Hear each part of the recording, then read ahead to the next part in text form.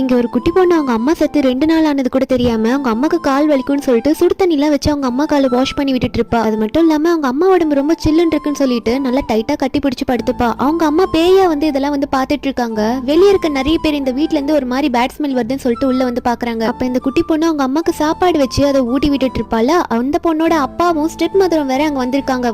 இவங்க செத்துட்டாங்கன்னு சொல்லும் போது அந்த குட்டி பொண்ணு அழுகுறாங்க. அம்மா தூங்கிட்டு தான் இருக்காங்க சொல்லிட்டு. ஆனா அவங்க அம்மா அங்க கூட்டிட்டு போயிடுறாங்க. பார்த்துட்டு அந்த குட்டி பொண்ணு ஹாஸ்பிட்டல்ல ஒரு ஓரமா அழுதுட்டு உட்காந்துட்டு இருக்கும்போது 2 லேடி என்ன பண்ணிட்டு இருக்காங்கன்னா மவுண்டன்ல ஏதோ கடவுள் இருக்காங்கன்ற மாதிரி பேசிட்டு போயிட்டு இருப்பாங்க. அதை கேட்ட குட்டி பொண்ணு அவங்க அம்மாவை எப்படியோ ஒரு தள்ளு வண்டியில வச்சு அந்த மவுண்டன் கிட்ட கூட்டிட்டு போயிட்டு கடவுள் கிட்ட வேண்டிட்டு அங்கேயே மயக்க போட்டு விழுந்துருவா. அப்ப அவ கனவுல கடவுளும் ஒரு கண்டிஷனோட அவளோட வரத்தை நிறைவேற்றுறேன்னு சொல்லிடுறாங்க. கொஞ்ச நேரத்துல அவ மயக்கத்துல இருப்பா. அவளை ஹாஸ்பிட்டல்ல ஸ்டெப் மதரும் அவங்க அப்பாவை எழுப்புறாங்க. அந்த குட்டி பொண்ணு வீட்டுக்கு கூட்டிட்டு போனதுக்கு அப்புறமா அந்த ஸ்டெப் மதர் அவங்க வேலையை காட்ட ஆரம்பிக்கிறாங்க. அந்த குட்டி பாப்பாவை அப்படி அடிக்கிறாங்க. பேயா இருந்த அவங்க அம்மாவை எவ்வளவு ட்ரை பண்ணி பாக்குறாங்க, ஒண்ணும் முடியல. அந்த குட்டி பொண்ணு பசியில ரோட்ல போயிட்டு இருக்கும் போது அப்போ ஒரு பெரிய வண்டி அவளை இடிக்க போது அவங்க அம்மாவும் எவ்வளவு பிடிக்க ட்ரை பண்ணுவாங்க, ஆனா முடியல. திடீர்னு பார்த்தா கடவுள் முன்னாடி போய் அவங்க நிக்கிறாங்க. கடவுளும் நீ பூமியில போயிட்டு திரும்ப வாழலாம்னு சொல்றாங்க. சந்தோஷப்பட்ட அம்மாக்கு அப்புறம் தான் புரியுது அவங்க பொண்ணு அவங்களுக்காக உயிரியே சாக்ரிஃபைஸ் பண்ணிருக்கான்னு சொல்லிட்டு.